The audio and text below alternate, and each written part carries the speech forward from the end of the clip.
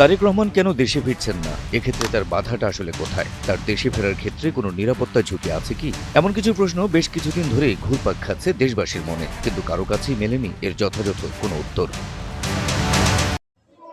আমরা অনেকবার দেখেছি তারেক যে বারবার বলছেন তিনি আসবেন এবং কিছু একটা অদৃশ্য কারণবশত বা আন্তর্জাতিক রাজনৈতিক অনেকগুলো ফ্যাক্টর বা পারিবারিক অনেকগুলো ইস্যু দেখিয়ে তিনি আসতে পারছেন না বলছেন, কিন্তু আদতে সমস্যাটা কোথায় এটা উত্তরিত করতে গিয়ে আমার কাছে কয়েকটি বিষয় সামনে এসেছে, সেগুলো আমি আসলে আলোচনা করবো এখন।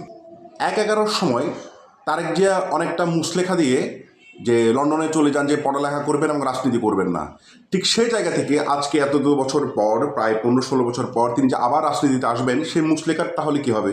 কিংবা লন্ডনে যিনি আছেন এখন বর্তমানে তারেক জিয়া, সেখানে অ্যাজাইলাম হিসেবে আছেন। অ্যাজাইলাম বলতে রাজনৈতিক আশ্রয়, যে বাংলাদেশ সরকার তার বিরুদ্ধে গিয়েছে এবং সে শোষিত এবং নির্যাতিত, সে হিসেবে তিনি অ্যাসাইলাম চাইছেন এবং সে হিসেবে ব্রিটেন সরকার তাকে অ্যাসাইলাম দেয়।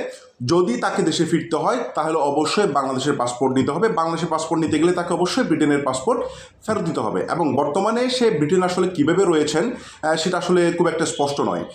যদি সে ব্রিটেনে থাকে বা ব্রিটেন থেকে বাংলাদেশে আসতে চায়, তাহলে ব্রিটেনের পাসপোর্ট তাকে জমা দিতে হবে। যদি না দিয়ে সে বাংলাদেশে আসে, তাহলে তার অ্যাজাইলাম বা তার যে পিআর সেটা হয়তো কেড়ে নিতে পারে সংসদ।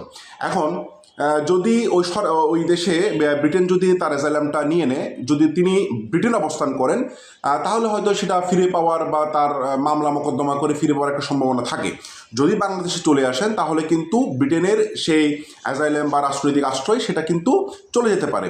এই চলে যাওয়ার জায়গা থেকে আসলে তারেক যে বাংলাদেশে এসে কতটুকু সিকিউর ফিল করছেন, কারণ দুটো দেশ, বিশেষ করে মার্কিন যুক্তরাষ্ট্র এবং ভারত চাচ্ছে না তারেক জিয়া বাংলাদেশে আসুক। কারণ ভারতের ক্ষেত্রে এটা তার রাজনৈতিক একটা প্রপাগান্ডা হতে পারে বা রাজনৈতিক একটা চাওয়া হতে পারে। কারণ যে আমরা যদি বলি 10টা অস্ত্র মামলাটা আসলে হয়েছিল বা ঘটনাটা হয়েছিল বিএনপি আমলে, এবং তার যে সংশ্লিষ্টতা হয়তো ভারতের ক্ষেত্রে এটা বিপদ হতে পারে বা ভবিষ্যতে তার ক্ষমতায়ন। তো এখানে -2 ফর্মুলা কিন্তু 2007 থেকে 9ও একবার হয়েছিল, তখন আদৌ বাস্তবায়ন হয়নি। তখন -1 করে মূলত শেখ হাসিনাকে ক্ষমতায় বসানো হয় এবং বর্তমানে শেখ হাসিনা যেহেতু পলায়ন পর এবং সে এখন -2 ফর্মুলা ঠিক কাছাকাছি চলে আসছে, আমরা -2 ফর্মুলার। তো এই জায়গা থেকে শেখ পরিবারের শেখ হাসিনা এখন বর্তমান মামলাধীন, তার ছেলে বা ওদের রাজনৈতিক দক্ষতা বা ফিরে আসার ব্যাপারটা এখনও কিন্তু খুব একটা মানে স্পষ্ট নয়। আবার খালেদা জিয়ার মরণপর যদি তারেক জি আসেন, যদি উনি অ্যাজাইলাম বা তার যে পিআরটাকে কী করে ডিসক্লোজ করে এখানে চলে আসেন, তাহলে একটা সমস্যা দাঁড়ায়। কারণ তার যে মামলাধীন যে ব্যাপারগুলো বাংলাদেশে রয়েছে, সেগুলো বর্তমানে হয়তো খারিজ করা আছে, কিন্তু এটা যে কোনো সময় আবার তুলে তাকে গ্রেপ্তার করা কিংবা তাকে ঝামেলায় ফেলানো বা ইন ফিউচার যে রাজনীতির গ্যাড়াকল, তিনি হয়তো সেটা বুঝতে পারছেন, সেজন্য তিনি আসতে পারছেন না। তো তার আসাটা আসলে খুব ক্রিটিক্যাল একটা ইস্যু, এটা তার জন্য, বিএনপি রাজনীতির জন্য এবং সামগ্রিক বাংলাদেশের জন্য। তো এই জায়গা থেকে তার যে ডিসিশনটা আসলে এই যে গতকাল আসলে তফসিল ঘোষণা হয় নির্বাচনের, এখন হয়তো তিনি সিকিউর ফিল করতে পারেন এবং তিনি হয়তো আসার একটা সিদ্ধান্ত নিতে পারেন।